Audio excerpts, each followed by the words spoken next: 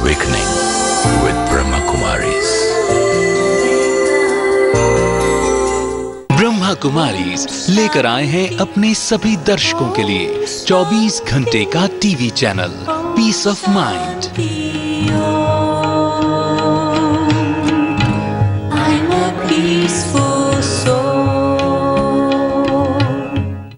नमस्कार, welcome to awakening with Brahma Kumaris. Welcome sister. ओम शांति।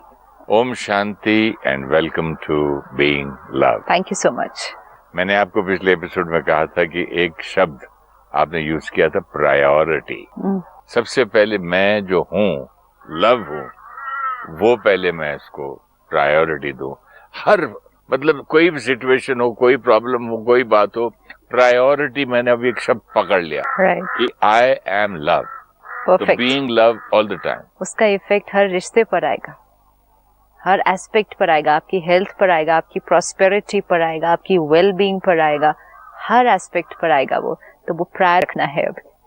और जैसे हमने पिछले कुछ एपिसोड्स में भी देखा, एक छोटे बच्चे पर भी हमारी वेल बीइंग का ही असर पड़ता है कि हम जो इनटेक ले रहे हैं अपनी इन कर्म इंद्रियों के द्वारा, जो हम अंदर लेकर जा रहे हैं, जो हम पढ़ रहे हैं, सुन रहे हैं, देख रहे हैं, खा रहे हैं, सोच रहे हैं, वो सारी चीज, वो नई क्रिएशन जो बन रही है अंदर, उसके ऊपर डायरेक्ट इफेक्ट डालता है। तो बच्चे को जो प्यार देना है, इसका मतलब ये है कि माँ बाप दोनों भी अगर बीइंग लव समझें तो सबसे ज्यादा प्यार बच्चे को दे रहे हैं। और लोग चाहते यही हैं बिल्कुल कि मैं बच्चे को बहुत प्यार देता हूँ, मैं ये लेके देता हूँ, मैं वो खरीद के देता हूँ, जिस खिलौने पे हाथ लगा देता हूँ। लेकिन बीइंग लव इतना अच्छा लग रहा है ये सोच के, बट इससे मतलब सिर्फ यहाँ एंड नहीं होती है बात। फिर सास है, ससुर है, नाना है, दादा है, दादी है। इतने कॉन्फ्लिक्ट्स हो जाते हैं आजकल कि किसी के घर जब बेटी जाती है, वो अपनी माँ से फोन करके पूछती है। और ये भी इंटरफेरेंस जो है, ये बीइंग लव से दूर नहीं करता है। हमें ये ध्यान रखना पड़ेगा कि जो आत्मा हमारे घर में आई है, वो बच्चा, एक था कि आत्मा in the womb of the mother, but अब है कि वो बच्चा आया है फैमिली में। जो पेरेंट है उसको ये हमेशा याद रखना पड़ेगा कि वो आत्मा जो उस घर में आई है, उसका कार्मिक अकाउंट पूरी फैमिली के साथ है। पर दादा दादी, नाना नानी दोनों से है ना, दोनों से है। हर चीज अपने घर में पूछ के बोलना, नहीं ये बच्चे को ये खिलाना चाहिए, ये नहीं खिलाना चाहिए। कोई बोलता बच्चे को अंडा खिलाओ तो तगड़ा होएगा, वो बोलते नहीं वेजिटेरियन खिलाओ अच्छा रहेगा, नहीं वो बोलते नहीं हम इसके लिए करेंगे। इतना कॉन्फ्लिक्ट जो होता है, फिर वहाँ बीइंग लव जो है यहाँ बहुत डिस्टर्ब हो रहा है, मैंने नोट किया। Difference of opinion. बच्चा पैदा हुआ, राइट फ्रॉम कहाँ पैदा होना चाहिए, कैसे होना चाहिए, उसके बाद कहाँ रहना है, हर इश्यू पर डिफरेंस ऑफ ओपिनियन होते हैं एक फैमिली के अंदर। फिर उसको क्या खिलाना है, कैसे बड़ा करना है, उसका सोने का टाइम क्या है, खाने का टाइम क्या है, कितना खिलाना है, हर चीज में डिफरेंस ऑफ ओपिनियन होगा ना। 2 लोग होंगे, 4 लोग होंगे घर के अंदर, तो डिफरेंस ऑफ ओपिनियन तो होगा। 4 लोग नहीं है सिस्टर, आजकल एक और नया आदमी आ गया है, इंटरनेट। हाँ, सही बात। वो तो हर खोला बच्चे को क्या खिलाना, 1.5 साल के बच्चे एग बैड और योक बैड या येलो बैड या व्हाइट बैड या दोनों बैड, क्या क्या नहीं, इसमें ताकत नहीं है। और मोस्ट ऑफ द इंटरनेट में लिख देते हैं वेजिटेरियन में ये नहीं मिलता, वो नहीं मिलता है, नॉन वेज में ये मिलता है। जैसे अगर हम इंडिया में देखें, हमारे पास स्पिरिचुअल नॉलेज है, कल्चर है, हमारे कल्चर में स्पिरिचुअलिटी, विजडम हमें मिली हुई है। हमें आंसर्स वहां से ढूंढने चाहिए, हमें सही नॉलेज वहां से मिलेगी। देखो वो तो पुराने बूढ़े लोगों को क्या, look at this computer says this बोलते हैं लोग। This is where see what is happening. जितना हम बड़ों की एडवाइस को अगर लेंगे, बड़ों ने जो सारी चीजें की है ना, वो उस एंशिएंट विजडम के हिसाब से की है, उस एंशिएंट कल्चर, सभ्यता, आध्यात्मिकता जो हमारे पास generations to generations pass on हुई है, उसके बेसिस पर की है। आज जहां से हम इंफॉर्मेशन ले रहे हैं, it's not that we disconnect from the world, लेकिन हमें ये ध्यान रखना पड़ेगा कि साइंस क्या कह रही है और स्पिरिचुअलिटी क्या कह रही है। अगर हम बहुत ज्यादा सिर्फ साइंटिफिक बेसिस पर लेंगे चीजें, तो वो एक साइंटिफिक एस्पेक्ट से हमें बताएंगे, लेकिन स्पिरिचुअल एस्पेक्ट को अगर हम इग्नोर करते हैं तो उसमें हम अपना बहुत बड़ा नुकसान करेंगे. This we'll have to understand. जब हम इंटरनेट से कोई चीज सर्च करते हैं तो हम एक ग्लोबल लेवल से उसको सर्च कर रहे हैं, राइट? आप कोई भी वेबसाइट पे जाएंगे, वो किस कंट्री से वो वेबसाइट बनी, किस बैकग्राउंड के हिसाब से वो वेबसाइट बनी, किस कल्चर के हिसाब से उस पे वो नॉलेज लिखी, किन लोगों ने वो लिखी, किस बेसिस पे लिखी, कहीं ऐसा तो नहीं कि अपना प्रोडक्ट बेचने के लिए किया हो सकता है. तो ये सारी बातें भी तो देखनी है ना. आजकल प्रॉब्लम ये हो रहा है सिस्टर, जैसे हम लोग रिलेशनशिप्स की बात कर रहे हैं, बीइंग लव की बात कर रहे हैं. बीइंग लव तो ये भी होना चाहिए ना कि हमारे पेरेंट्स ने भी हमको पाला, उनके पेरेंट्स ने उनको पाला. तो इसीलिए जो बड़ों से हमें मिलती है विजडम, क्योंकि आज बहुत घरों में जब पेरेंटिंग है कि वो बच्चा पैदा हुआ, उसकी अपब्रिंगिंग का जो तरीका है, तो उसमें जो बड़े अब राय दे रहे हैं और आज के पेरेंट्स जो बहुत ज्यादा इंफॉर्मेशन चारों तरफ से उनको मिल रही है, वर्तमान समय उसमें थोड़ा सा डिफरेंस ऑफ ओपिनियन ज्यादा आ रहा है. और कई बार तो इतना उसमें ये हो जाता है कि जो पेरेंट्स कह रहे हैं इट्स नॉट राइट, वो पुरानी बातें हैं, पुरानी बातें वो वर्क नहीं करती. अब देखो हमें इंटरनेट से ये मिला, या किसी और कंट्री से जो बुक्स हम लाए पेरेंटिंग पे, उस पे हमें ये मिला. बट वी फॉरगेट कि जो हमारे पेरेंट्स के पास विजडम है, हमारे कल्चर, हमारी अपब्रिंगिंग और हमारे एनवायरनमेंट के बेसिस पे वो विजडम बनी हुई है. वो wisdom generation to generation pass on होती रहे तो हर जनरेशन के लिए उसमें बहुत फायदा है. एंड मेन चीज है, वो आपको एक राय दे रहे हैं, आपको अपने फ्रेंड्स या अपने न्यू एनवायरनमेंट से कुछ और राय मिल रही है. राय नहीं, ये फैशन भी हो जाता है. अच्छा, फलाने के पास 2 मेड्स हैं, उसकी मेड खाना खिलाती है और उसको चिकन बना के खिलाती है, मैं भी मेड से खिलवाऊंगी. मैं भी, वो सुलाती है. अच्छा, उस मेड अलग अपने कमरे में सुलाती है, अपने माँ बाप के कमरे में नहीं सोना है. अच्छा, अमेरिका में ये बोलते हैं, लंदन में वो बोलते हैं. You have to follow your intuition ना. Most important is you have to understand the role of vibrations. जब हम कहते हैं कि ये ग्रैंड पेरेंट्स है, राइट, ये मेड है, जैसे आपने कहा, जो हमने किसी को एम्प्लॉय किया है बच्चे का ध्यान रखने के लिए. कई बार ऐसा होता है कि कहेंगे कि ये जो नर्स है या जो स्टाफ है जिसको एम्प्लॉय किया है, ये बड़ी ट्रेंड है, इसको सब कुछ बहुत परफेक्ट आता है कि बच्चे को कैसे पालना है, कैसे खिलाना, कैसे नहलाना है, कैसे सुलाना है. हो सकता है, बिल्कुल हो सकता है कि उसके पास परफेक्ट ट्रेनिंग हो एंड हर चीज वो जो करे वो परफेक्ट और परफेक्ट कर दे. और जो ग्रैंड पेरेंट्स हैं उनको उतना परफेक्ट शायद अगर लगे भी कि उतना परफेक्ट वो नहीं आता है, लेकिन और वो जरूरत भी नहीं समझते परफेक्शन की. यस, क्योंकि एक बच्चे को पालने में या किसी भी आत्मा को नर्चर करने के लिए बाहर परफेक्शन की नहीं, अंदर से अच्छी परफेक्ट वाइब्रेशंस की जरूरत है. प्यार की, बहुत बहुत बहुत प्यार मिलता है. जैसे हम अन्न को देखते हैं, अन्न कि अन्न जो एक माँ ने बनाया, भोजन जो माँ ने बनाया, और भोजन जो आपने एक रेस्टोरेंट होटल से खरीदा, उसमें दोनों में क्या फर्क है? वाइब्रेशंस का ही फर्क है.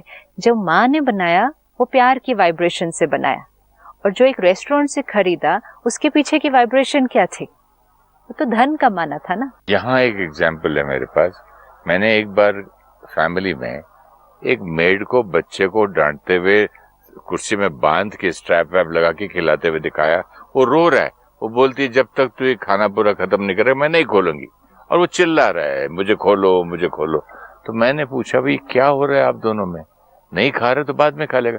नहीं साहब, मैडम बोलती है कि पूरा खाना खिलाओ इनको, मैं नहीं खिलाऊंगी तो मुझे डांट पड़ेगी. तो उसका इंटेंशन क्या है, उसका भाव क्या है? Very true. कि मुझे नौकरी करनी है, पैसे लेने हैं और मैडम का हुक्म मानना है. बच्चा का प्यार कहाँ गया? बच्चे के पेट में खाना जाए, किस भाव से जाए, वो जाके क्या असर करे, वो कहाँ है वो फीलिंग? तो वो जो स्टाफ हम एम्प्लॉय करते हैं, ठीक है, हमें हेल्प करने के लिए कोई चाहिए, लेकिन खाना खिलाना, सुलाना, ये सब छोटी छोटी चीजें जो करनी है, ये वाइब्रेशन से काम करने वाले हैं. उस बच्चे को इस टाइम पर जो चाहिए वो वाइब्रेशन चाहिए. आपने परफेक्ट नहलाया, सुलाया, खिलाया नहीं भी किया ना, तो वो इतना फर्क नहीं पड़ेगा. अब जो ग्रैंड पेरेंट्स हैं उनकी क्या वाइब्रेशन होगी, जो दादा दादी हैं आपके घर के, उनकी क्या वाइब्रेशन होगी, और जो मेड आपने एम्प्लॉय की सैलरी बेसिस पर, उसकी क्या वाइब्रेशन होगी बच्चे के लिए? इसका कोई कंपैरिजन हो सकता है? चांस ही नहीं है।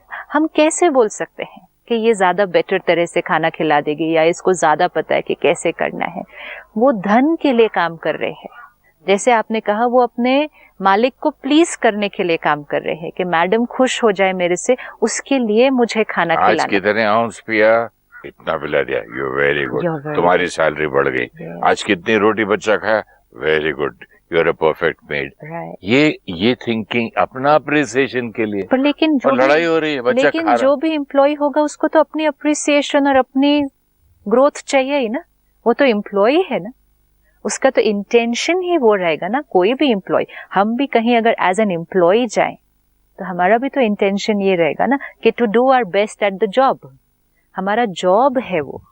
लेकिन एक ग्रैंड पेरेंट के लिए अगर वो ठीक से नहीं भी खिलाएं, कुछ ठीक से परफेक्टली नहीं भी कर पाए, उतना एक्यूरेटली नहीं कर पाए जैसे आज के समय में आपको चाहिए, लेकिन जो प्यार और मोस्ट इम्पोर्टेंट जो पावर, एक ग्रैंड पेरेंट से जो बच्चे को पावर मिलने वाली है, जो विजडम मिलने वाली है, जो वाइब्रेशन मिलने वाली है, वो तो कोई भी सब्स्टिट्यूट नहीं कर सकता है। कांटे चमचे से खिला लेगी मेड, लेकिन जो मैं हाथ से खिलाऊंगा, मुझे सब कुछ नहीं आता दादा दादी को। हाँ। हमको काटना फूटना नहीं आता या चुबाना नहीं आता है, उसको ये सब इंग्लिश कम आती होगी, लेकिन जो प्यार मिलता है हाथ से दिया बच्चे को, और कंटिन्यूसली जब वो आपकी प्रेजेंस में है बच्चा, वो ग्रैंड पेरेंट की प्रेजेंस में वो जो बच्चा है, खाना भी खिला रहे हैं और कॉन्स्टेंटली नर्चर अपनी वाइब्रेशन से भी तो कर रहे हैं।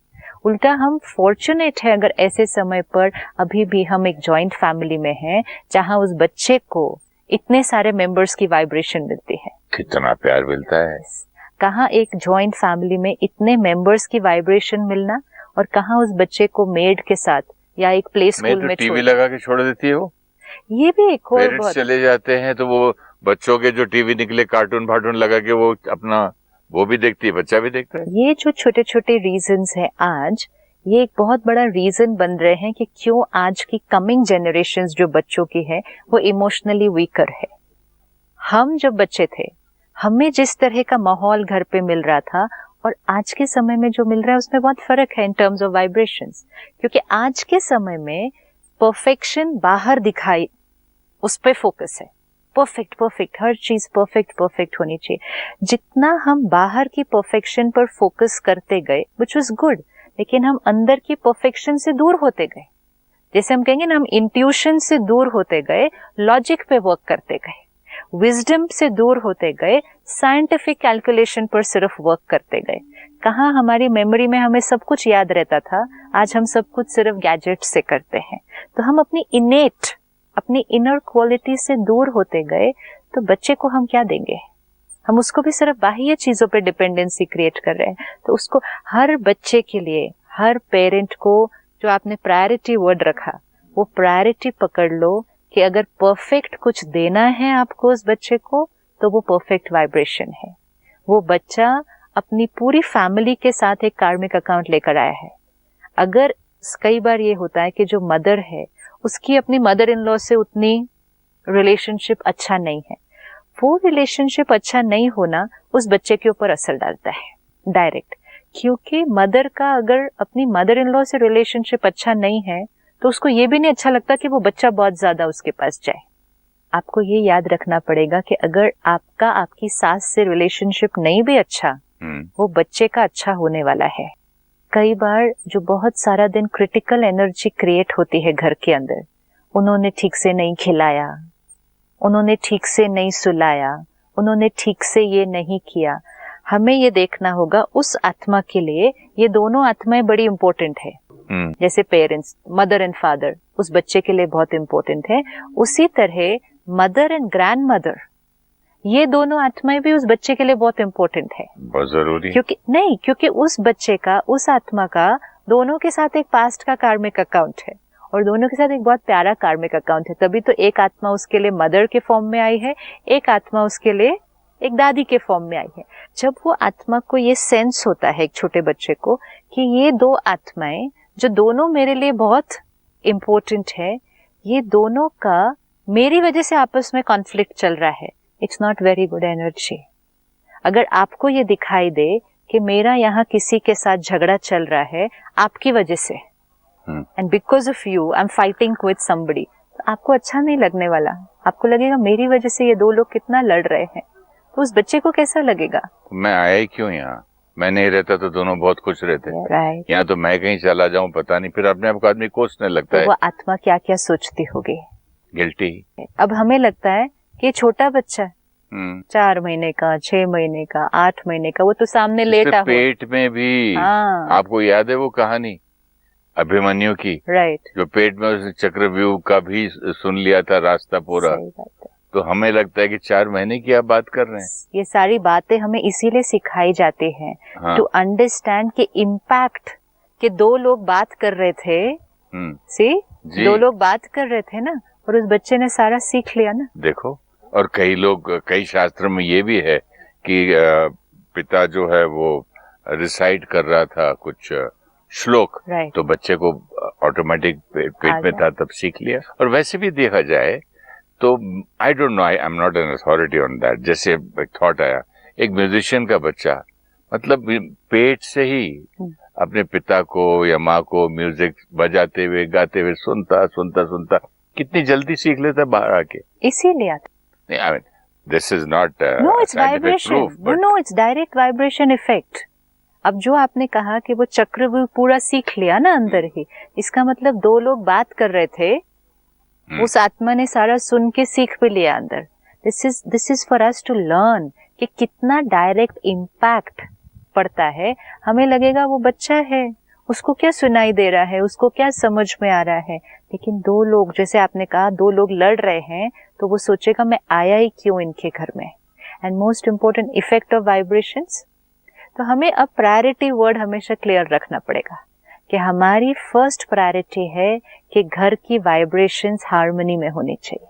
हम बच्चे की अपब्रिंगिंग को लेकर कि कैसे खिलाना, कैसे सुलाना, ये छोटी छोटी चीजों को लेकर कॉन्फ्लिक्ट नहीं क्रिएट कर सकते घर के अंदर। ये कॉन्फ्लिक्ट मदर इन लॉ के साथ भी हो सकता है, ये कॉन्फ्लिक्ट तो हस्बैंड एंड वाइफ के बीच में हो सकता है। हर बार अगर मैं ये बात सोच लूं कि मेरी प्रायोरिटी क्या है, बच्चा, लव, बीइंग लव, तो फिर ये आप जो कह रही थी ये प्रॉब्लम है।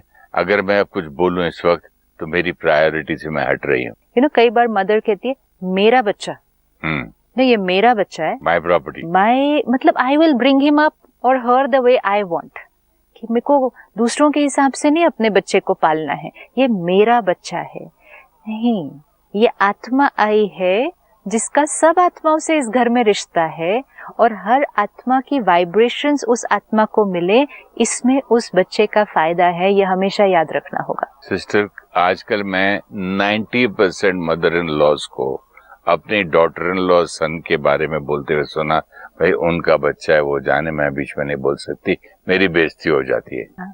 वो इसलिए हो रही है ना क्योंकि सामने से कोई रिएक्शन मिल रहा है ना, रिएक्शन मिला होगा ना कोई, तभी तो बोली होगी ऐसी बात। तो फिर ये कार्मिक अकाउंट अगर है तो वो तो सभी का बच्चा है, सभी का है। वो आया, उसका वो तो सभी के साथ अपना रिश्ता लेकर आया है, इसीलिए तो वो उस फैमिली में आया है। और जितना उसको सबका प्यार मिले, इतना उसकी नर्चरिंग है। आप देखो, वो एक आत्मा कितने रिश्ते छोड़कर आई है, कोई एक रिश्ता थोड़ी छोड़कर आई है सिर्फ। जब हम एक शरीर छोड़ते हैं, सपोज कोई 70-80 साल की एज में शरीर छोड़े, तो वो कितने रिश्ते छोड़कर आया है? कम से कम नहीं तो 15-20 क्लोज रिश्ते वो छोड़कर आया है। Brothers, sisters, children, grand children, वो सब रिश्ते वो छोड़कर आया है।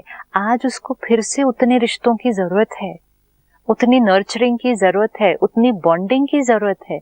वी कैन नॉट से बस मैं मदर, ये मेरा बच्चा है, मैं इसका बेस्ट ध्यान रख सकती हूँ। नहीं, इसका बेस्ट ध्यान उसी में है कि इसको सबका प्यार, और प्यार मतलब सिर्फ जो कर रहे हैं वो नहीं, प्यार मीन्स सबकी वाइब्रेशंस मिले। और उसके लिए हमारी प्रायोरिटी है कि हम सब जो घर में हैं, हम एक दूसरे के साथ अपना जो रिश्ता है उसको हार्मनी में क्रिएट कर लें। घर जिसमें वो बच्चा अभी बड़ा हो रहा है, वो घर की वाइब्रेशन हम उसको क्या दे रहे हैं अगर कांस्टेंट कॉन्फ्लिक्ट में है? वी कैन नॉट ना। बच्चे को दादा का प्यार मिले, दादी का मिले, नाना का, नानी का, चाचा का, रिश्तेदार का, नेबर का, मतलब आंटीज का, सबका मिले, तो मतलब आपका ही फायदा है उसमें। बिल्कुल, क्योंकि उसमें बच्चे का फायदा है। हाँ, बहुत एम्पावरमेंट है, क्योंकि सोल जो पेन में आ रहा है पास्ट को छोड़कर, और फिर उसने एक बर्थ का प्रोसेस लिया, बाहर आया, वो पेन में ही होता है बहुत, तो वो उसको जितनी वाइब्रेशंस मिलेंगी उसका वो पेन पास्ट का जल्दी हील हो जाएगा। It's very important. ये नहीं समझा मैं। आप एक छोटे बच्चे को देखें, वो छोटा बच्चा नींद में कभी हंसता है, कभी रोता है, वो पास्ट को याद करता है। अब पास्ट में भी एक और चीज है कि वो जिस फैमिली को छोड़कर आया है वहां भी लोग रो रहे हैं, उनकी वाइब्रेशंस उस आत्मा को मिल रही है। पेन तो देखो, जहाँ से एक आत्मा छोड़कर आई है वहां बाकी आत्माएं तो कई बार 6 महीना, कई बार 1 साल, डिपेंडिंग किस रिश्ते में, किस एज में कोई छोड़कर आया है, तो वहां से तो कांस्टेंट पेन मिलता है इस आत्मा को। हमें ये याद नहीं रहता है कि जो आत्मा मेरे घर आई है वो खुद भी दर्द एक्सपीरियंस करके आई है और उसको अभी बहुत दर्द मिल भी रहा है, अभी वो भूले नहीं हैं उसको। सपोज किसी के घर में एक यंग बच्चा शरीर छोड़े, तो पेरेंट्स कहाँ भूलने वाले हैं उसको, वो तो कितने साल तक दर्द में रहते हैं। वो सारा पेन, वो आत्मा हमारे घर आई है, तो वो आत्मा दर्द में है। We always have to remember this, and हमारी रिस्पॉन्सिबिलिटी है उसको इतना प्यार और पावर मिले कि उसकी हीलिंग हो जाए, उसको वो सारा कुछ जैसे इरेज होता जाए। वहां से अगर पेन आए भी, यहाँ से इतना प्यार और पावर मिले कि it will compensate for all that pain that is coming. लेकिन वहां से पेन आ रहा है, यहाँ भी स्ट्रेस और पेन है, तो what will that soul experience? This is our responsibility. तो इसीलिए ऐसे समय पर छोटी छोटी चीजों में नहीं उलझना है, छोटी छोटी बातों पे नहीं अटकना है। कम खाया, ज्यादा खाया, सही पानी नहीं पिया, ये साफ था या नहीं था, इन चीजों से उतनी उसकी हेल्थ नहीं बनेगी जितनी प्यार और वाइब्रेशन और शक्ति से बन जाएगी। उसकी डोज देनी है सारा दिन और कांस्टेंट देनी है। ये हमारी रिस्पॉन्सिबिलिटी उस बच्चे के लिए। और जो आपने कहा कि खाना खिलाते समय टीवी ऑन कर देते हैं, खाना खिलाते समय आजकल तो फोन पकड़ा देते हैं बच्चे के हाथ में, आईपैड पकड़ा देते हैं, टीवी ऑन करते हैं, most damaging for a child. ये तो आंसर ये मिलता है उसका कि अगर ये नहीं करेंगे, उसका अटेंशन इधर उधर, तो खाने को फेंक देता, नहीं खाता है। जब हम बच्चे थे तो कौन सा आईपैड और आईफोन था हमारे हाथ में, तो बच्चे खाना नहीं खाते थे। आज भी बहुत लोग हैं जिनके घर में आईपैड, आईफोन, टीवी नहीं है, बच्चे खाना नहीं खाते हैं। जब भूख लगे खाएंगे, नहीं खाएंगे, नहीं लगेगी, नहीं खाएंगे। इम्पोर्टेंट है, ये तो साइंटिफिकली रिसर्च्ड है कि एक छोटे बच्चे को जल्दी गैजेट्स का एक्सपोजर नहीं देना है। जितनी जल्दी आप उसको गैजेट, टेक्नोलॉजी, इसका एक्सपोजर देंगे, आप उसको उसकी इनेट से ऑलरेडी दूर करते जा रहे हैं। आज हमें गैजेट्स और टेक्नोलॉजी मिले हैं इस एज में जाके, तो भी हमें पता है कि वो हमें अपनी इंट्यूटिव और नेचुरल कैपेसिटी से दूर लेकर गए हैं। अभी तो उनकी तो डेवलप ही नहीं हुई है, वो डेवलप हो रही है। ऐसे समय पर वो सारी टेक्नोलॉजी और गैजेट्स हाथ में पकड़ा देना, आईपैड पे गेम्स खेलते हैं, this is not at this. और मेड बीच में एक चीज मुंह में खाना खिलाती है। संस्कार बन रहा है, आदत बन रही है। इस छोटी एज में शुरू कर दिया तो काफी सालों तक फिर ऐसे ही खाना खिलाएंगे। जवाब ये मिलता है फिर खाना ही नहीं खाता बच्चा। फिर बोलते हर बार खाना खिलाने के टाइम ये म्यूजिक इतनी लाउड और टीवी पे कार्टून क्यों? तो फिर खाना नहीं खाता, बच्चे को डिस्ट्रैक्ट करना पड़ता है। इस तरह के आंसर्स मिलते तो बड़े भी हट जाते हैं। आज हमें बड़े होकर भी ये पता है कि हमें खाना खाते समय टीवी नहीं देखना चाहिए। अन्न, मन, तन, 3 एनर्जीज का कनेक्शन है। हम क्या वॉच कर रहे हैं, क्या इनटेक जा रही है साथ में, और अन्न हमारे अंदर जा रहा है। अभी ये हमारे अंदर पेशेंस नहीं है खाना खिलाने की, हमारे अंदर वो धैर्यता नहीं है कि हम आधा घंटा बैठ के धीरे धीरे खिलाएं या पीछे भाग के धीरे, तो हम फटाफट उसको टीवी के सामने बिठा देते हैं। नहीं भी खाए तो भूख लगेगी तो खुद खा लेता है बाद में। डिस्ट्रैक्ट करके खाना खिलाना, टेक्नोलॉजी को एक्सपोजर देके उसको खाना खिलाना, this is not going to do good, this will do harm. Screens का एक्सपोजर देना, वो जो रेज उस टेक्नोलॉजी से आ रही है उसका एक्सपोजर देना, एंड मोस्ट इम्पोर्टेंट उसको मन बुद्धि को गैजेट्स के साथ जोड़ देना। अभी जब वो 1 साल का 2 साल का है, this is not the time. In fact ऐसे समय पे तो अपने भी गैजेट सारे दूर रखने चाहिए कि बच्चे के हाथ में ही नहीं आनी चाहिए वो कोई भी चीज, खाना खाते समय भी नहीं और अदरवाइज भी नहीं। जितना लेट हम उसको टेक्नोलॉजी का एक्सपोजर देंगे, it's better for his own intuition, अपनी डेवलपमेंट। उसको इन सब चीजों से दूर रखना है। हमें लगता है नेचुरल है एंड वी फील नाइस कि बच्चे को फोन यूज करना आता है, हमारे बच्चे को आईपैड यूज करना आता है। It's nothing to be proud of. No, नहीं। उस बच्चे की इनोसेंस, आज देखो बच्चे अपनी इनोसेंस और प्योरिटी जल्दी एज पर खो रहे हैं। क्यों? क्योंकि वो जल्दी जल्दी जल्दी इन चीजों से कनेक्ट होते जा रहे हैं। एक बच्चे की इनोसेंस, प्योरिटी को डेवलप होने दें, धीरे धीरे धीरे धीरे उन चीजों से जुड़े। फिजिकल एक्टिविटी बच्चे छोड़ देते हैं जब वो गेम्स इस वाले खेलने लगते हैं तो एवरीथिंग। हाँ, फील्ड में जाके खेलो, फुटबॉल खेलो, क्रिकेट खेलो, टेनिस खेलो। आज उस पे टेनिस खेलना शुरू कर देंगे। ये तो इमोशनल ग्रोथ नहीं हो रही है, स्पिरिचुअल डेवलपमेंट नहीं हो रही है। हम सोचते हैं टेक्नोलॉजी वाइज और बड़े इंटेलिजेंट हो रहे हैं वो। ये वाला पिलर स्पिरिचुअल और इमोशनल, ये छोटा होता जाएगा। हमें ये याद रखना है, जीवन में जो पिलर सबसे इम्पोर्टेंट है वो है emotional and spiritual strength. Sister ये लाइन बहुत अच्छी है, emotional and spiritual strength, because यही सारे काम करेगा पे ना। हम अब इस वक्त मेडिटेशन करके अगले एपिसोड में से कंटिन्यू करेंगे। प्लीज एक छोटा सा मेडिटेशन थैंक यू करते सो हैं। मच। लेट्स सिट बैक, अपने आप को देखें। हमारे जीवन के 4 पहलू, physical, intellectual, social and spiritual. एक बैलेंस्ड जीवन जीने के लिए हमें इन चारों एस्पेक्ट्स पर equal attention, physical health, intellectual development, social connection and spiritual wisdom.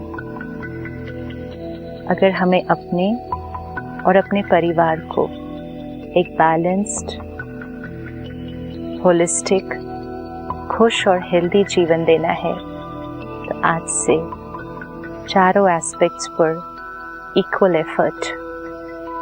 Emotional health हमारे तीनों बाकी एस्पेक्ट्स पर इफेक्ट डालता है, क्योंकि मन से ही तन पर और रिश्तों पर प्रभाव पड़ता है।